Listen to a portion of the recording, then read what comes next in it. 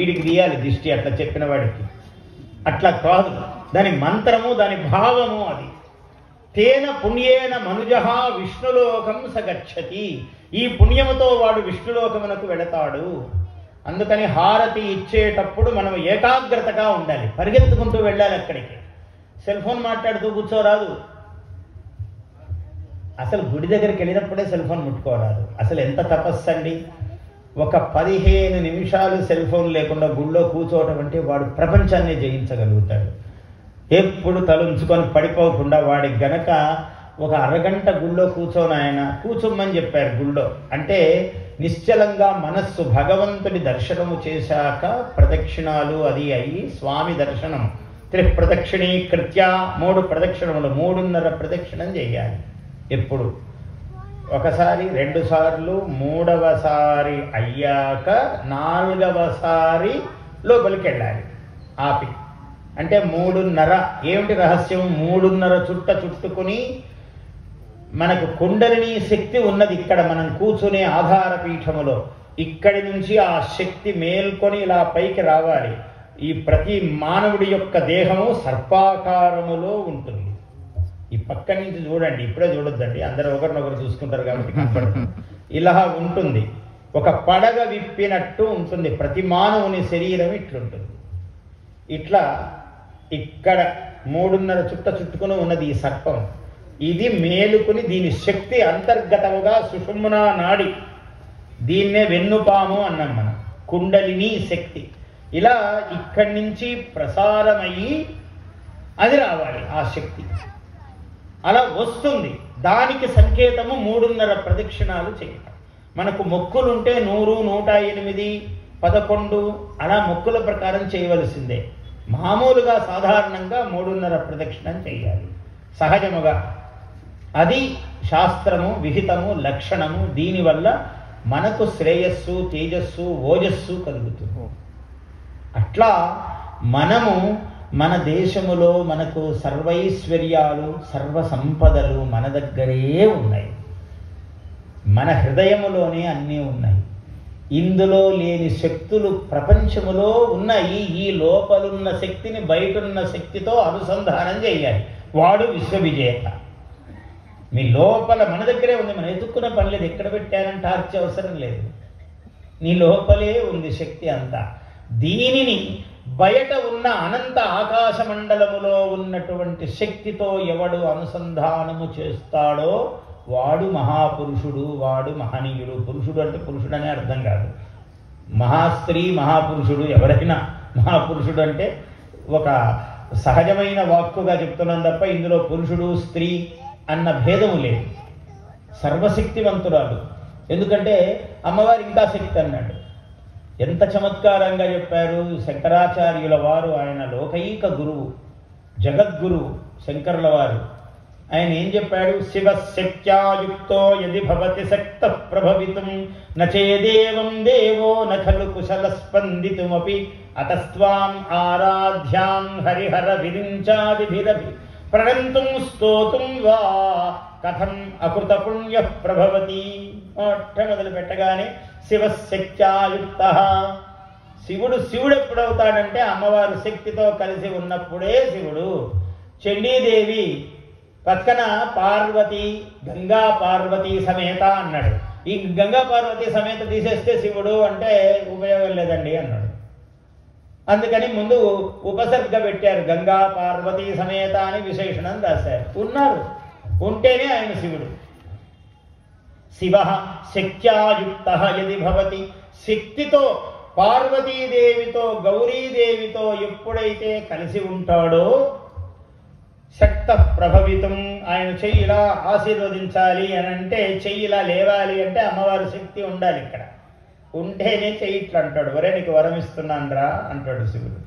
శివశక్త్యాయుక్త యది భవతి శక్త ప్రభవితుం నచేదేవం దేవ నచేత్ ఏవం దేవ నఖలు కుశల స్పందితుమపి. ఈ చెయ్యి ఇట్లా అనడానికి కూడా రాదండి ఆయనకు, ఆమె లేకపోతే అన్నాడు. ఎంత పెద్ద మాట. నచేదేవం దేవో నఖలు కుశల స్పందితుమపి అతస్త్వాం ఆరాధ్యాం. అందువల్ల తల్లి నీవు ఎటువంటి దానివి? హరిహర విరించాదిభిరపి. హరి ఒక ఆయన మహావిష్ణువు, ఆయన నిరంతరము అమ్మవారిని ఆరాధన చేస్తున్నాడు, ఆమె పేరు లక్ష్మి అన్నాడు. హర ఇంకొక ఆయన శివుడు, ఆయన నిరంతరం పూజ చేస్తున్నాడు ఒక ఆమెకు, ఆమె పేరు ఏమిటయ్యా అంటే గౌరీ అన్నాడు. బ్రహ్మ ఆయన నిరంతరం పూజ చేస్తున్నాడు ఒక అమ్మవారికి, ఆమె పేరు ఏమిటంటే సరస్వతి అన్నారు. హరిహర విరంచాదిభిరపి ప్రణంతుం స్తోతుం వా, నీకు నమస్కారం చేయాలన్నా, నీకు ఒక స్తోత్రం, నిన్ను కీర్తించాలన్నా పుణ్యం చేయకపోతే వచ్చే పని కాదు. కథం అకృత పుణ్య ప్రభవతి, పుణ్యం చేయని వాడికి ఎట్లా సాధ్యమవుతుంది అమ్మా నువ్వు లేకపోతే అన్నాడు. ఎవరు? మనలాంటి సామాన్యుడు కాదు, ఆయన జగద్గురు అయిన ఆచార్య శంకర భగవత్పాదులు. ఆయన ఈ మాట అన్నాడంటే లోకానికి దారి చూపిస్తున్నాడు. ఇట్లుండండి రా, శక్తి లేకుంటే నీవు లేవు అంటే స్త్రీతోనే పురుషుడు, గృహిణి ఉంటేనే గృహం, అది ఇల్లు కాదు అన్నాడు. లేకపోతే అంటే గృహిణి నిద్రపోతే గృహం కాదు, మళ్ళీ గృహిణి ఇల్లు కదా అని హాయిగా పండుకొని ఆమె 9కి నిద్ర లేచింది అనుకోండి, అది గృహం కాదు. మళ్ళీ అమ్మగారికి సూచన, సూర్యోదయాత్ పూర్వం లేవాలి, స్నానం చేయాలి. ఆయన 7కి కానీ లేడండి అంటే ఆయన సంగతి వదిలేయి, నువ్వు లే ముందు, నువ్వు లేస్తే ఆయన కూడా లేస్తాడు. నేను లేస్తే మనిషిని కాదు అంటుంటారు. లేయిరా ఆయన త్వరగా. మన తెలుగువాడు, అందులో తెలుగువాడంటే ఒక పట్టాన మేల్కొనడు. ఎవరో చెప్పి చెప్పి చెప్పి అలారం పెట్టుకొని వాడు 3కు అలారం పెట్టి 4కు పెట్టి 3 సార్లు అలారం ఎందుకురా? ఆ లేచేవాడికి ఒకసారే కదా అలారం పెట్టి మళ్ళీ దాని తల మీద నొక్కి మళ్ళీ వండుకొని మళ్ళీ నొక్కేదానికి పెట్టుకోవడం ఎందుకు అసలు అలారం? అలా రమ్ము అని, అలా తిరిగి రారా అదే అలారం అని. అంటే వాడు అలా దారి ప్రకారం రావాలంటే ఆ మోగుతూ ఉండాలి, మోగిన సమయానికి లేవాలి, అది మంగళధ్వనిలాగా భావించాలి. అలా మన జీవితాలను దిద్దుకోవాలి. మన పులిపాక గ్రామం చాలా గొప్పది. ఎందుకంటే భారతదేశములో ఏ గ్రామమైన గ్రామమే గొప్పది. గ్రామ అంటే సముదాయము అని అర్థం సంస్కృతంలో. అంటే 10 మంది ఎక్కడైతే యోగ్యముగా నివాసము చేస్తారో, ఎక్కడ శివాలయము ఉంటుందో, ఎక్కడ రామాలయము ఉంటుందో అది గ్రామము అన్నారు. రామాలయము శివాలయము అన్ని చోట్ల ఉండాలి. మీరందరూ ఏకకంఠముగా, అందరూ ఏకోన్ముఖంగా ఐకమత్యముతో ఉండండి. గ్రామస్తులందరూ దేవాలయాన్ని ఇంకా అక్కడేదో ఎందుకు కట్టారని అడిగా నేను ప్రదక్షిణం చేస్తున్నప్పుడు. కుంభాభిషేకం చేయడానికి అని చెప్పారు అర్చకులు. చాలా సంతోషిస్తున్నాను నేను. అవన్నీ జరుగుగాక ఈ గ్రామంలో. ఎందుకంటే దేవతా వైభవమే మనకు వైభవము. దేవతకు ఎంత చేస్తే అంత మనకు వైభవం వస్తుంది. నువ్వు ఇంతిస్తే ఆయన ఇంతిస్తాడు. చాలా చిత్రం ఇది. నువ్వు ఇంతే చేయి, నేను ఇంత చేస్తాను రా అని ఉంటాడు ఆయన. ఆ ఇంత చేయడానికి కూడా మనకు మనసు రాదన్నమాట. అబ్బా దేవుడే పలుకుతాడా, తింటాడా మనం పెడితే అని అన్ని పనికిరాని మాటలు. ఇప్పుడు వాట్సాప్లో జ్ఞానం ఎక్కువైపోయింది మనకు. చూసి వాడెవడో బుద్ధిహీనుడు మాట్లాడతాడు, ఏమండి అక్కడ శివుడి మీద పాలు పోసి వృధా చేయడం ఎందుకండి, అక్కడ ఉన్నారు వాళ్ళందరికీ పాలు పోయొచ్చు కదా అంటే, నువ్వు కాఫీ ఎందుకు తాగుతున్నారా? పాలు అక్కడే పోయొచ్చు కదా రోజు. నువ్వు పెరుగు ఎందుకు తింటున్నావు? అక్కడ పెట్టు. మరి నువ్వేమో కాఫీ తాగాలి, పాలు తాగాలి. అక్కడేమో శివుడికి అయితే క్షీరం ఎందుకు, పాలు ఎందుకు, వృధా అంటావా? నువ్వు తాగొచ్చా? కడుపులోకి పోస్తే ఏమన్నా నీకు యోగ్యత ఉందా? వృధా అయ్యేదే కదా అది. మరి పాలెందుకు కాఫీగా పోస్తున్నావు? ఒకసారి కాఫీ అని, టీ అని రకరకాల పేర్లు పెట్టుకొని అన్ని నింపుతున్నావు కదా, ఎందుకు? వాడు అది ప్రశ్నించుకోడు. మనకు ధర్మశాస్త్రం చెప్తాడు వీడియో పెద్ద పండితుడిలాగా వచ్చి. అంటే మనకు అది జ్ఞానం ఉన్నట్టే. దేవుడు నాకు కనపడలేదండి అందువల్ల లేడు అంటాడు. ఒరే నువ్వేం పుణ్యాత్ముడు అని నీకు వచ్చి దేవుడు కనపడతాడు. ఎప్పుడైనా ఒక సత్కార్యము చేసి ఎరుగుదువా? ఒక జీవితంలో ఒక సత్యం మాట్లాడి ఎరుగుదువా? ఈ గొప్ప గుణము లేకుండా నీకు శివుడు ఎందుకు కనపడతాడు? ఆయనకేం పని లేదని నీకు కనపడ్డాను, ఒక్కటే పని ఆయనకు. నాకు భగవంతుడు కనపడలేదండి అంటాడు. ఏం పుణ్యాత్ముడు అని నీకు వచ్చి కనపడతాడు? ఎదుటివాడు ప్రశ్న వెయ్యాలి వాడికి. వాడు మేధావిలాగా మాట్లాడుతుంటాడు. అందుకండి నాకు కనపడిందే నేను నమ్మనండి అని అంటాడు. గాలి శ్వాస కనపడ్డల్లా నీకు గట్టిగా ముక్కు పట్టుకుంటే 3 రోజులుండు, 3 గంటలు 3 నిమిషాలుండు తెలుస్తుంది నీ సంగతి. ముక్కు పట్టుకోవాలి. గాలి లేదు కదండి, కనపడటం లేదు, నేను కూడా నమ్మను, నీ ముక్కు పట్టుకున్నాడు అందుకే అని. ఊపిరాడదు. ఉంది ఉంది ఉంది ఉంది అని అరుస్తాడు. అంతే రహస్యం. కాబట్టి మన ధర్మము గొప్పది తల్లులారా. అందరికీ చెప్తున్నాను, పుణ్యాత్ములు ఈ దేశములో పుట్టడము, వ్యవసాయ ప్రధానమైన దేశము మనది. నందీశ్వరుడు, ఈ 2 ఎద్దులంటే ఏమిటంటే నంది పరమేశ్వరుని యొక్క సంపద, వృషభము అంటే ఎద్దు. సంక్రాంతి పండగ దగ్గరకు వస్తుంది మనకు, అంతా వ్యవసాయానికి తగినటువంటి పండగ అది. దానికోసం వచ్చినదే సంక్రాంతి. గొబ్బెమ్మలు, దాని మీద గుమ్మడి పువ్వులు, రకరకాల సుంకేసుల, ఎన్నో చెట్ల పువ్వులు. గుమ్మడి అంటే ఇప్పుడు గోమయమే ప్రపంచమంతా కొంటున్నారట. విచిత్రము. ఇప్పుడు ఆవు పేడ ఎక్కడ దొరికినా సంతోషం అని కొంటున్నారు, ఎందుకంటే అందులో బంగారం ఉంది అని కనుక్కున్నారు. ఆ గోమూత్రంలో ఇదంతా బంగారం ఉందని చెప్పలే మన వాళ్ళు. దీనికన్నా గొప్పదిరా, నీ జీవితమే ఉంది అందులో అని చెప్పారు. నీ బ్రతుకు కన్నా అది తర్వాతవి. నీ బ్రతుకుంటే నీకు బంగారము, వెండి అని కావాలి. నీ బ్రతుకు కదా ముందు కావాల్సింది. నీకు తేజస్సు కావాలి, ఆయుస్సు కావాలి. అవన్నీ ఆవు పాలలో ఉన్నాయి అన్నారు మన వాళ్ళు. ఆవు నెయ్యి, అందువల్ల గవ్యము అన్నారు, పంచగవ్యము. వాటి చేత అది ప్రసాదముగా తీసుకోండి అన్నారు. అట్లా మన వాళ్ళు ఇవన్నీ తత్వం ఎదిగి చెప్పారు. అంటే మనం బ్రష్ చేసుకుంటున్నాం కదా ఇప్పుడంతా, పలుదం పుల్లలు అని వేప పుల్ల, కానుగ పుల్ల, ఉత్తరేణి పుల్ల ఇవన్నీ రుద్దుకునేవాళ్ళం పూర్వం. లేదా పొయ్యి కింద ఉండే బొగ్గు, బూడిద తీసుకొని దాంట్లో ఉప్పు కలుపుకొని రుద్దుకునేవాళ్ళం.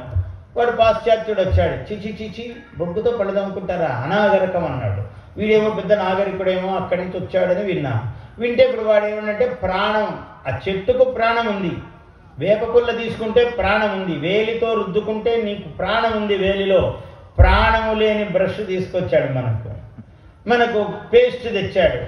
అస్సలు రూపాయి ఖర్చు లేకుండా అయ్యే పనికి 200 రూపాయలు ఖర్చు పెట్టాడు. అయ్యి ఇప్పుడేం చెప్తున్నాడంటే నీ పేస్టులో ఉప్పు ఉందా అని ప్రకటన ఇస్తున్నాడు. ఒరే, ఈ ఉప్పే కదా పోయిన కాలం అంతా మనం రుద్దుకున్నాం. ఇప్పుడు వాడు మళ్ళీ కొత్త ప్రకటన, నీ పేస్టులో ఉప్పు ఉందా అంటే ఉప్పు ఉండాలి అని. ఎవరే, ఈ పనే కదా ఇంతకుముందు అంతా చేసాం, అప్పుడు తప్పు పడితివి, ఇప్పుడేమో ఉప్పు ఉందా అంటున్నావు. రేపు ఇంకా బొగ్గు ఉందా అని కూడా అడుగుతాడు. మళ్ళీ బొగ్గు, ఉప్పు మళ్ళీ మనం వెనక్కిపోవాల్సిందే. అంతా పోగొట్టుకుంటున్నాం మనం. ఎవడో మూర్ఖుడు చెప్పిన మాటలను విని వాడేదో విజ్ఞాని అని వాడిని పట్టుకొని ఊగులాడుతున్నాం మనం. మన దగ్గర ఉంది సంపద అంతా. మన దేశంలో సుగంధ ద్రవ్యాలు ఉన్నాయి, ప్రపంచంలో ఎక్కడ దొరకవు. మన దేశంలోకే రావాలి. ఏలకు కావాలి అంటే మన దగ్గరికి రావాలి, జవాజీ కావాలంటే మన దగ్గరికి రావాలి, వాడు లవంగం కావాలంటే ఇక్కడే పుడతాయి. ఇవన్నీ దోచుకోవడానికి వచ్చాడు వాడు పాపం.